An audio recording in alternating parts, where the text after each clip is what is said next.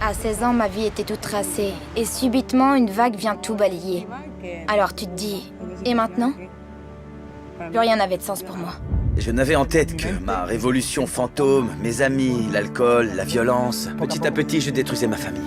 On m'a proposé dans un chat que l'on fasse une retraite pour les couples mariés. Je ne voulais pas le faire, ça ne me disait absolument rien du tout. La foi, c'était pour ceux qui étaient soit stupides, soit très faibles de caractère. À ce moment-là, je crois que j'ai commencé à toucher le fond, à réaliser que ma vie était merdique. Je sais que je ne serai jamais chrétien. Alors je voulais comprendre pourquoi un croyant avait cette attitude et pas moi. L'impact, ça a été de découvrir l'amour de Dieu. Je voyais ces religieuses et comment irradiait de leur visage une lumière, une tranquillité, un bonheur.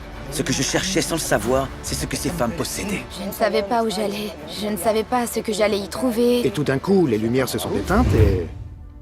il y a eu un silence de mort.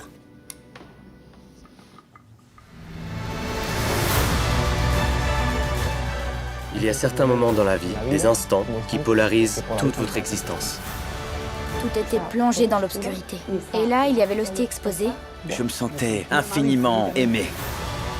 Un amour incroyable, une paix, une joie. J'ai perçu le temps qu'il avait passé à m'attendre. C'était la paix, la sérénité, la confiance. Et j'ai commencé à pleurer. Ce Dieu que j'avais pressenti des années auparavant existait vraiment. C'était un Dieu vivant.